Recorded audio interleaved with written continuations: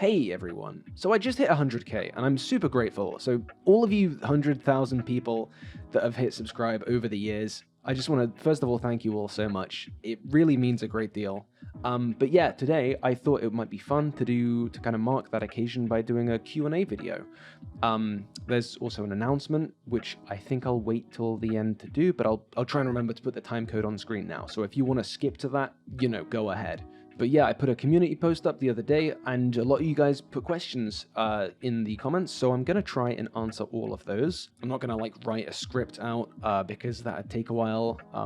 It'd probably mean no normal videos for a little bit, and I don't think you guys want that either, so this is just going to be off the cuff. For the same reason, I'm not going to properly edit the audio like I normally do, so if I mess up saying a sentence, or if there's a loud noise, or if the mic picks up a certain sound too loud, we're all just going to have to deal with that together. And I guess I'll put some, gameplay on screen for you to look at. Maybe CS, I don't know. But don't judge my aim, I just got a new mouse, so I'm still adjusting. I imagine it'll very quickly be apparent why I do normally script out videos and edit them so much, because if I don't, I'm just a rambling, stammering mess, so get ready for that. A lot of you guys didn't have questions, you just wanted to say congrats, and yeah, again, I do really appreciate all of that. I recognize some of the comment names from people who have been commenting on my videos for ages and ages, and it really does warm my heart that so many of you have stuck around for the long haul. Thank you again. But let's get to the questions. I won't do these in any particular order, really, but let's start with the most thumbs up one from Honey. What was the moment you decided on Pillar of Garbage as the name for the channel? Were there other names in contention? If so, what were they? So I don't think there were really any other contenders. Basically what it was I'd got the idea to make a video. It was on Loki. I just had the urge to make it, and I kind of didn't give any thought to the idea that I would need a channel and an icon and a channel name until I got to the point of uploading the video. And I don't know, I'm just kind of an impatient person.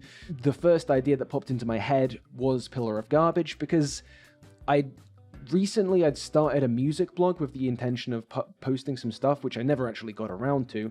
But I called that Pillar of Garbage after the song from Community Season 6, and I just thought, internet blog synergy, I'll call this the same thing.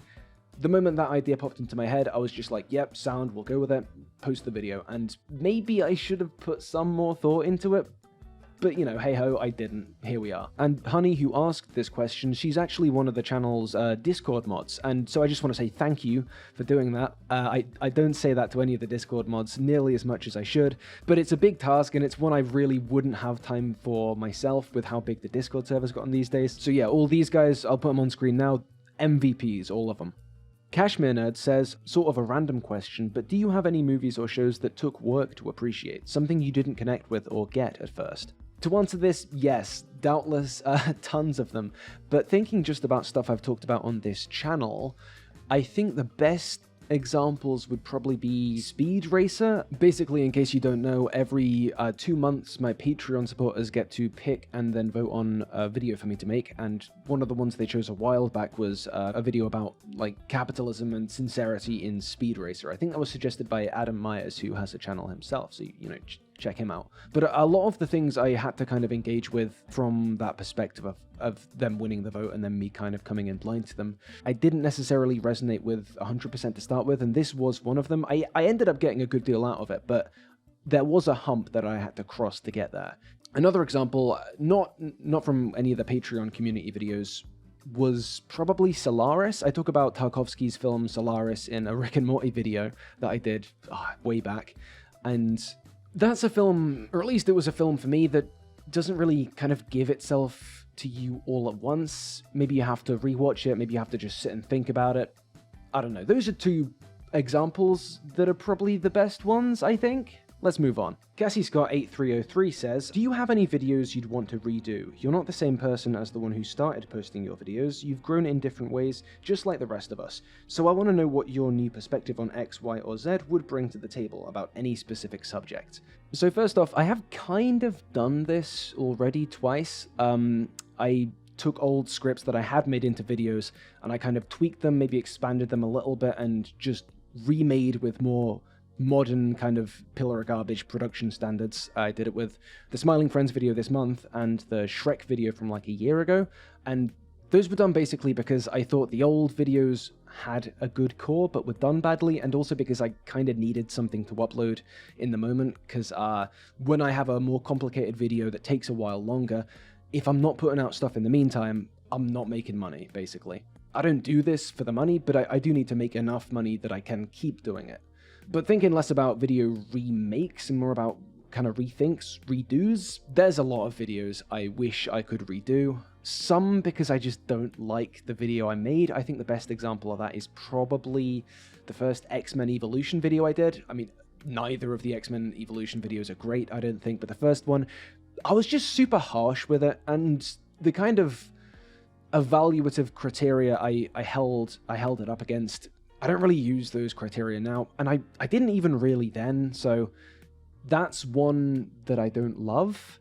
I made it back when I was still feeling out what I wanted this channel to be, and I think that was a video I made because I felt like people wanted me to say something about X-Men Evolution rather than because I had anything to say about it. And I got past that stage pretty soon afterwards, but yeah, that video was a casualty of that mindset. But coming at this from the perspective of which videos could have been made better rather than which videos could have been made less bad, I think the main one that jumps out to me was I made a video about Eternals and the Chaos Camp. Like, there's this mythological motif called the Chaos Camp, which is found in a lot of kind of ancient Near Eastern cultures, and basically it's the idea that there's this scene of conflict between like a god from the sky and a sea serpent or a dragon, and it represents the triumph of order over chaos.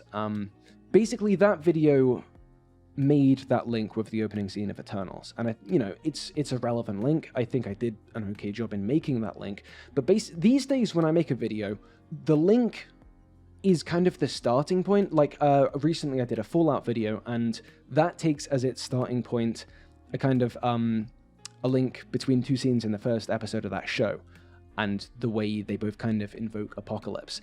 And every time I think about that Eternals video, I just think the point of that video was basically me saying, hey, here's something, here's a link. And like, these days, making that link is like the platform that I build the rest of the video on.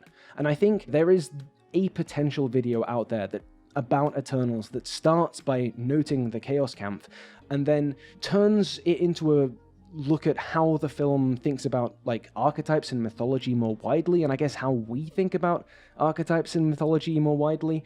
So yeah, it'd probably be that one. So there's two related questions I'm going to roll into one from Sodium285, one from Smorg the Fire Drake 7840, basically asking why video essays. Why do I enjoy making them and analyzing media in that kind of way?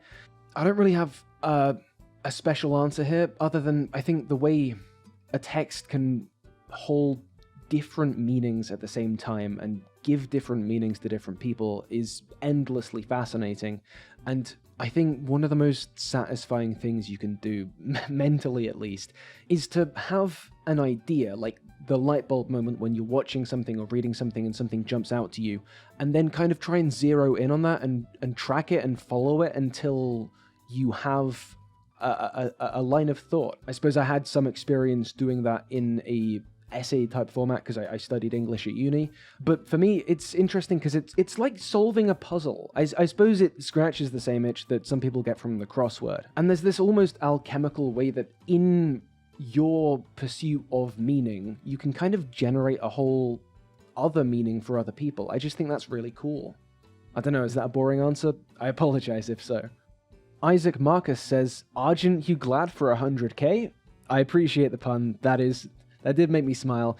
But taking that question seriously for a moment, I am actually really excited to get this plaque, because I know having 100,000 people subscribe to me means something, but it's really hard to kind of conceptualize that. 100,000 is a number so big you cannot understand it. I simply cannot hold in my head the idea that there are like stadiums full of people that have liked my stuff enough to press subscribe. It doesn't make sense to me. And there's a way in which YouTubing as a job is kind of a one-sided thing. You know, I don't really have any work friends. I just go to my home office in the middle of my living room and I just sit there all day. So having a physical thing that kind of makes all that concrete in a little way, I'm really looking forward to it, to be honest. None of it quite feels real otherwise. I don't know, that's a strange thought. But Isaac Marcus does have another real question. If you were told you get to be the lead writer / director for a story involving one superhero of your choice, who would it be and what story would you tell? Honestly, I don't know what story I'd tell, but my gut response there is I would love to one day have a shot at writing a Black Knight story. I think I could do a good job there, and I don't know why I think that, because I have no experience doing anything similar. But at the very least, I think I'd enjoy trying to figure out how to tell a modern superhero story in, you know, a modern day kind of world with that character. Fenric Wolf says they absolutely loved the little trilogy of the X-Men videos and then the Whopper that was the third one, and it got them wondering, am I planning any longer videos in the future that are around the 1 hour mark? Kind of yes, in that I have a lot of ideas that would be at least that long that I really want to get to one day, but I can't promise I'll get to any of them super soon, just because basically I make most of my money from YouTube AdSense, the adverts you watch on the videos. I've got a lot of Patreon and YouTube members who I'm super grateful to, but the money I'm making from that, you know, isn't really anywhere near enough to cover, you know, my expenses, my rent, that kind of stuff without the YouTube ads. And basically the amount of money you earn from a long YouTube video isn't kind of proportionately more than you earn from a short one for the added time and effort it takes to make. So I'd love to make longer ones. My kind of dream state for this channel to be in say a year, 2 years time, is where I can just maybe upload once every month or two and have them be longer, meatier things. But if I were to do that at present, I just simply wouldn't be making enough money. So yes and no. There's a lot of ideas I have already. There's a lot of ideas I will continue to have. And there's stuff that I kind of try and work on a bit in the background when I can. I can kind of chip away at some of them every now and then if stuff's doing well enough in the meantime that taking a day or two to not focus on short-term videos and kind of work on the long-term ones instead doesn't not make sense to do. But I suppose until Patreon or YouTube membership gets to a more substantial place, those longer ones will be the exception rather than the rule. Vlogly8043 wonders who are or were my biggest influences or inspirations for YouTube and helping me get started. And the answer to that has changed a lot over the, I guess, 2-ish years I've been doing this. When I started out, I didn't totally have a firm grasp on what I really wanted this channel to be, so my influences were a bit more scattershot. I think there was a lot of, like, the Weekly Planet, Mr. Sunday Movies in there. There was JXy, there was some H-Bomber guy even back then. I think that's probably an influence that's got a bit more apparent recently. But going forward, there was also a lot of the kind of Captain Midnight Nerdwriter style, short kind of 10-minute video essay inspiration back then that's maybe fallen away a bit. But over the years, it's all changed a great deal. You know, there was a period where I felt like Big Joel's kind of style of coming at stuff was inspiring me a bit more. At the moment, and probably for the last year, I think the person whose vibe I'm not trying to capture but trying to take inspiration from myself is probably Jacob Geller. You know, there's that episode of The Simpsons where Homer's trying to be an inventor and he's got that chart of Thomas Edison, and then he's trying to catch up to where Thomas Edison is. If I had that chart, that'd probably be Jacob Geller there, but you know, ask me again in 6 months, who knows who that'll be. I try to make sure I'm not lifting too much, you know. I kind of ask what I find interesting about someone's video and then try and make mine interesting in the same way rather than anything more concrete than that, and I think that's served me kind of well so far. But yeah, I could go on about this for ages. If you wanted me to give like a pie chart of what percentage of which creator makes up the kind of pillar of garbage approach, it would be a big pie chart with a lot of segments and we'd be here all day. So yeah, let's move on. The Enemy 5-Gate is Down asks, what is your background or other factor that leads you to craft some of your essays around ideas from academic or intellectual sources like Derrida or Sartre?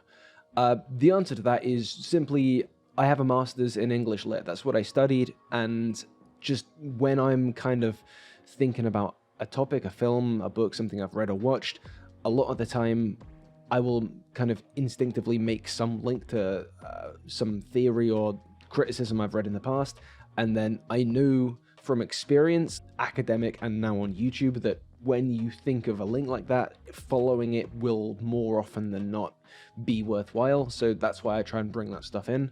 But yeah, I read a lot of that stuff during uni, and I've done my best to keep reading more of it since. I don't have a ton of time to read, but most of what I read is like history, philosophy, theory, criticism, that kind of stuff, just because, you know, the main thing I kind of came away from my studies with was the knowledge of how little I know about the world and the way we think and the way we think about texts. So in the background, I'm just always trying to add to that a little bit. Evan Julius 9820 asks, are there any characters or plot beats from a piece of media that have completely and utterly resonated with you?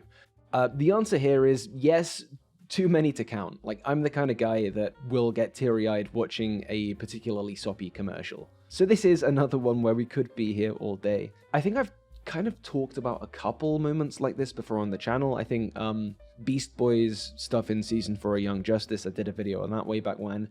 That kind of falls into this category for me.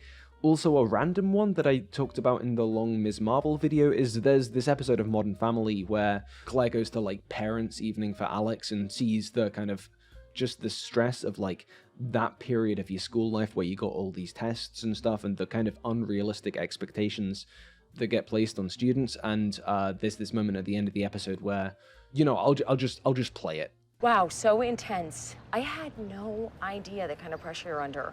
I don't know how you don't have a meltdown every day. Oh, honey. Sweetie, what, did I say something? Don't know why that in particular hit me really hard, but it did, and it still does.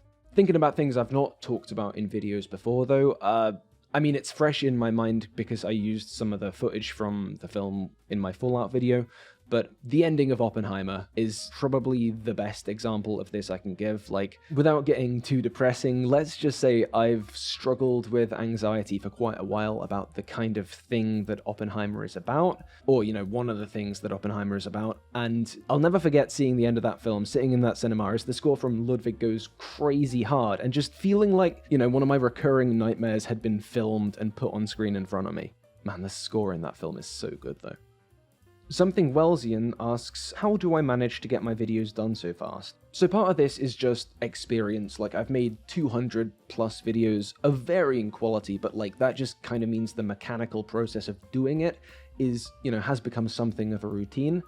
But the main answer here is, we already talked about money, right, a little bit. I don't want to keep coming back to that because that is a boring answer, but I'm not a greedy person, but money does matter insofar as I need to make a certain amount of it, otherwise I can't keep doing this. So that factor really dictates the pace of the uploads. On one level, it is as simple as if I didn't make videos so fast, I wouldn't be able to make them at all, or, you know, this would be a hobby, you'd maybe see a 10-minute video from me every few months. But the reason I've managed to keep doing that, and the reason it doesn't super bother me, is that, as you can probably tell from hearing my unscripted rambling, I don't know, I've got like a fast brain. I'm pretty impatient. I would never be able to be that content creator who drops one, you know, 6-hour video every year and a half, because I just want to be making more stuff than that. I'd want to be putting stuff out more. So yeah, I upload more frequently than some, kind of because I have to, and also kind of because I'm seeing that as an opportunity, not a restriction, and I'm trying to push the kind of quick-fire pop culture analysis thing as far as it can go in terms of like a quality to frequency ratio.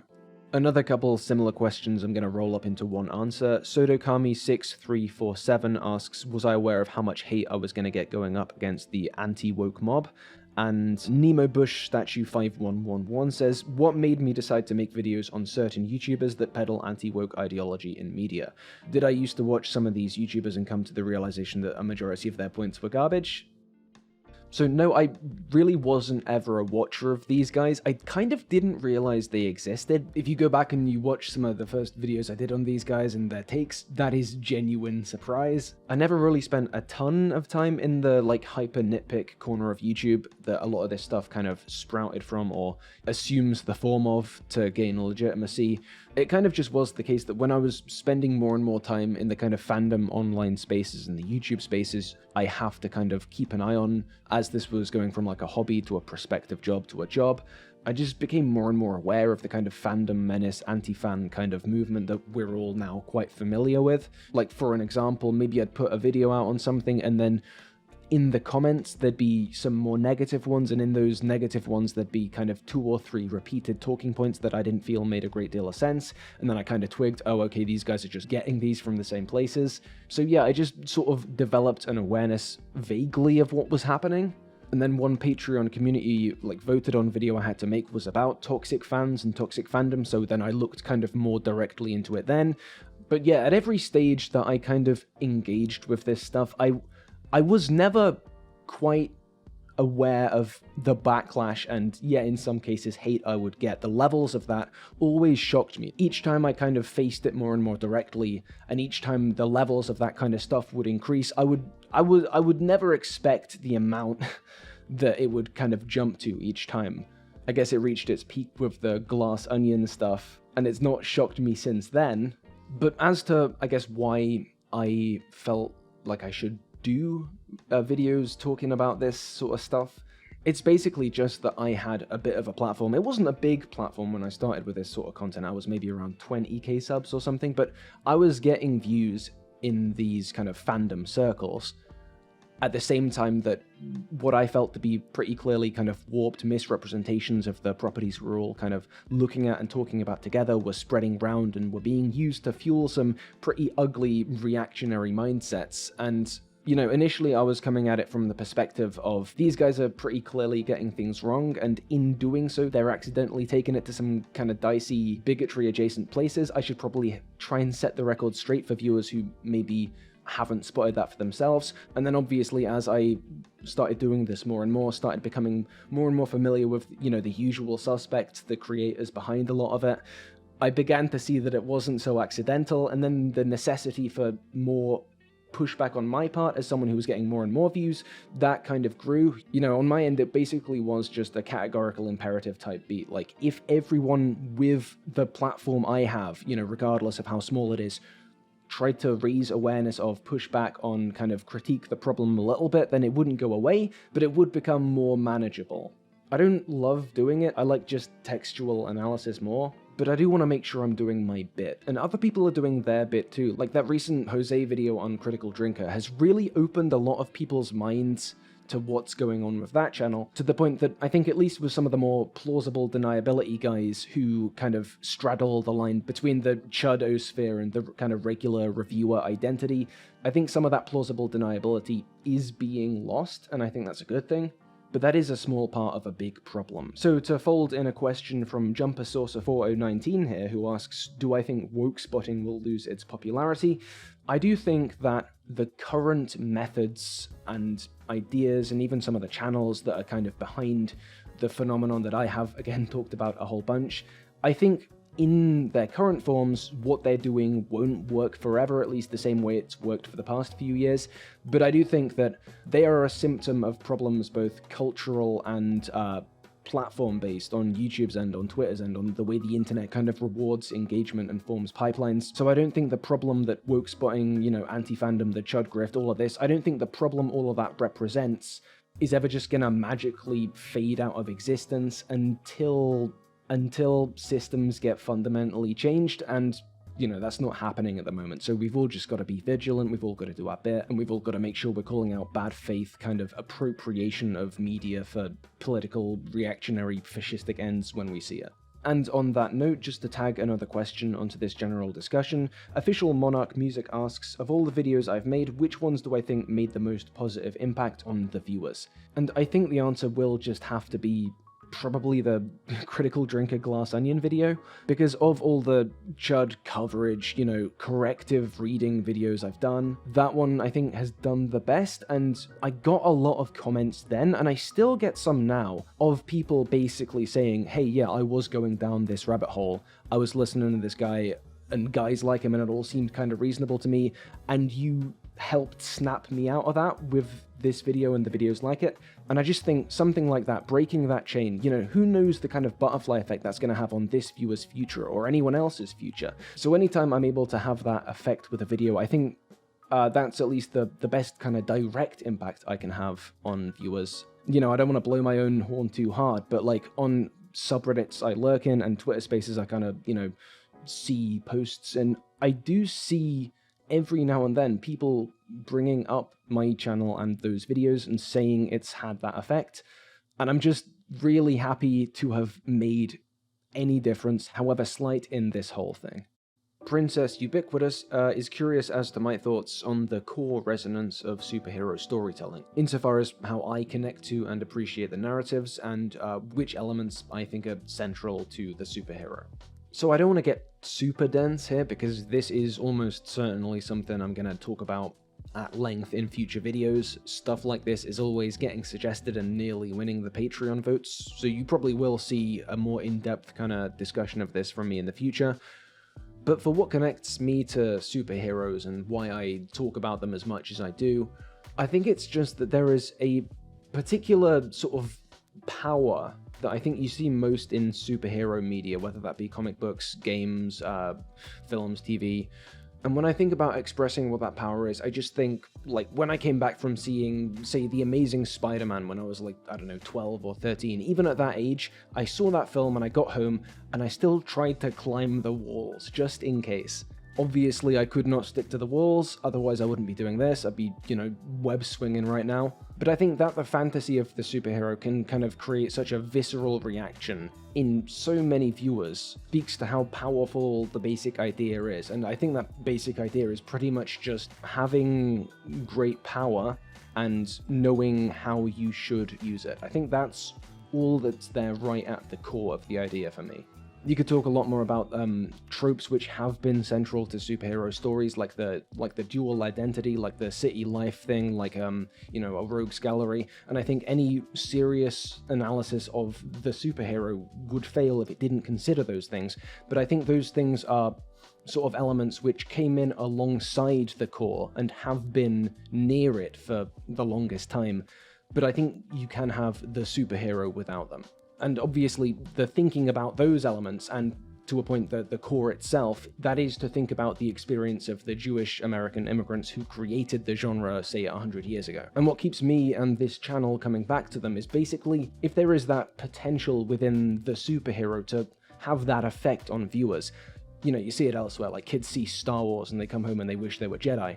But I guess Luke Skywalker is kind of broadly a superhero. Regardless, I think it's probably summed up the best in superhero media. If this exists in stories, and we're not paying maybe proper attention to those stories from like a critical kind of ideological perspective, I think as critics, as observers, as even just fans of culture, we're missing a trick.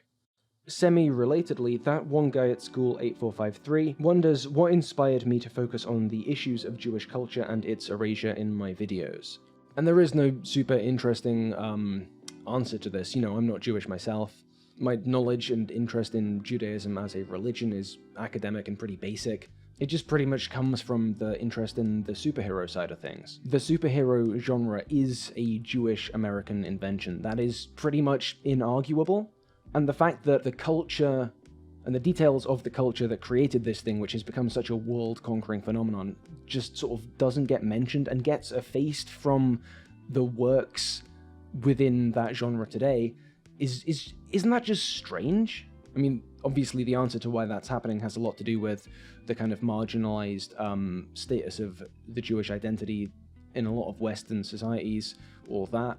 And since the genre's creation, it's become more than just a Jewish American thing. Obviously, there are people of all sort of faiths and backgrounds and creeds and what have you creating great superhero stories, but to an extent, they are kind of all playing in a specific sandbox that was created in a certain way with certain kind of essential traits because of, you know, historical, cultural, material factors. We wouldn't talk about Godzilla stories and ignore or erase World War II, would we? Allure of X6672 wonders why supporting queer people on this channel is so important, and you know what's kind of behind that, and the reason I chose to talk about Hogwarts Legacy in the way that I did, because these are the kind of things that led them to becoming a channel patron. First of all, thank you again for supporting the channel, it really does help, and you know, I'm super honored to be the only channel you're a patron of. I hope I'm repaying that faith. But yeah, I suppose the answer here is I don't really see myself as a particular, champion of, any queer cause, because, I'm not queer myself. The joke on the Pillar of Garbage Discord server is that I'm the only non-queer person there. To be honest, I sometimes wonder if I should be focusing more on these sorts of things with my channel, and then, I come up against the whole is it my place thing. If I am, a particularly good ally, I think that's only because I try to be open-minded about life experiences I've not necessarily had myself.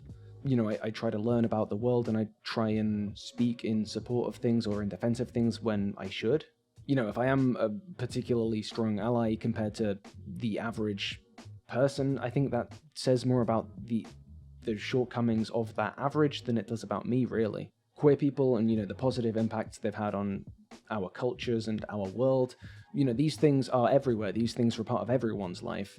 The challenges that, I guess you guys are facing, these are parts of everyone's world now and everyone's politics. And I just think, if you're ignoring that, and if you're not trying to support when you should support, you're not staying out of anything. You've chosen the side, and it's the wrong side. I'm straight and cis. The only skin I have in the game, really, is wanting to live in a more accepting, kinder, more open world. I've talked about racism before in some videos. I think the only real reason I've kind of focused more on queer issues, if I have, is that, it's today's major moral panic, at least in the kind of sphere of culture and discourse this channel's content kind of operates in. As we've seen with just those X-Men videos recently, there's a lot at stake there for everyone, particularly queer people, but, everyone too. I suppose, again, I'm just trying to do my bit. And I don't always see a really sharp delineation between queer issues and things that tend to be placed outside of that remit. Thinking about masculinity is important to me as a man, as someone who engages with stories about men. And so when I've done videos kind of with that focus, like the Treasure Planet one, like the Barbenheimer one, queer voices like, say, Jessie Genders have been really sort of influential on how I've thought about certain things. And, her videos where she's talking about that would be kind of classified as queer content, I suppose. But are mine? I don't know, there's a lot more I suppose I could say about this, like the fact that a lot of the sort of critical, theoretical, philosophical kind of ideas I'm most sort of interested in are often focused on, power and norms and how they're sort of enforced and the consequences of that, and there's a lot of dovetailing there with queer theory. One of the best books I've read recently was Ramsey Fowler's The New Mutants, which I quoted in that X-Men video, and that's kind of a look at the superhero through queer theory, and approaches like that often kind of push queerness way beyond questions of gender and sexuality. There's a lot of basic common ground between the queer and the progressive.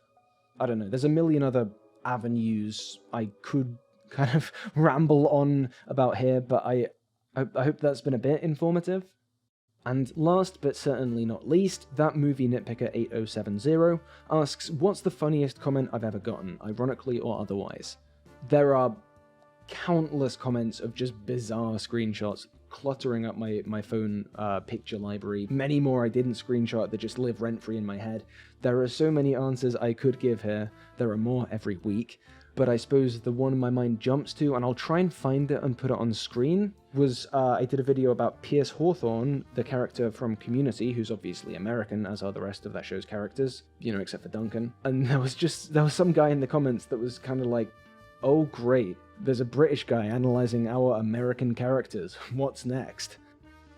And, sometimes I get weird comments that are just infuriating. Some are just super dense. Some are good jokes that people have made intentionally that make me laugh, but I didn't even know how to respond. It made the gears in my head clog up and stop turning. A horrible clanking sound was emitted. But yeah, that's that. And I left this question till last because if you do want to hear about more funny and strange YouTube comments, if in fact you want to hear me answer more questions, here is the announcement. To mark 100k, I'm starting a podcast. The Pillar of Garbage podcast, that's POG with a G, will be hosted by myself and my friend and fellow creator TSD Talks, who some of you might remember from that She-Hulk video or the Hulk video on his channel I popped up in. Basically, if you enjoyed the kind of laid-back, off-the-cuff vibe of this, if you want a bit more of a window into the behind the scenes of, I guess, YouTubing, my channel, my videos, and the kind of the platform and the practice more widely, maybe check it out. I'll link the YouTube channel in the description. It'll also be going up on other services too.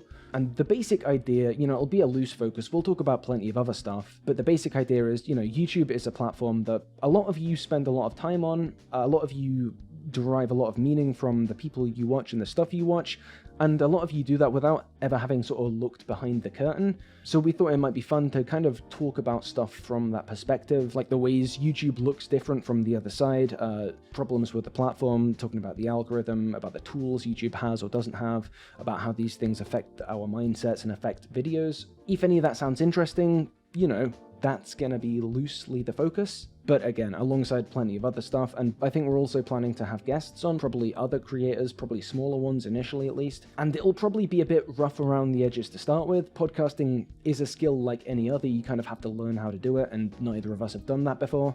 But we've done one episode already, that should be out right now if you want to check it out, and I'm excited to do some more. If you do want to help us get started, a sub over there would be really appreciated too. Don't know how long it'll last for, we'll probably do an initial bunch of episodes, then kind of take stock. But if you want more pillar of garbage, more kind of laid back, loosey-goosey pillar of garbage, maybe something to listen to while you're doing the dishes or whatever, today might just be your lucky day. So again, massive thank you to all of you who have pressed subscribe, all of you who are in that 100k. Thanks to everyone else who's, watched videos, engaged with them, liked and stuff, what have you. Super huge, massive thank you, as always, to my Patreon supporters and my YouTube members, who you're seeing on screen now, especially Hanan, Daniel Goldhorn, Karen Kuhlman, Magath, Ryan Emily, Something Capitalism Bad, Thomas R, and Weirdy Beardy. And yeah, the Pillar of Garbage universe is expanding. Now there are 3 channels. I've also got a gaming one, in case you guys didn't know about that. I don't upload there super frequently, but, funny stuff over there. And I'll see you all again for normal videos soon-ish.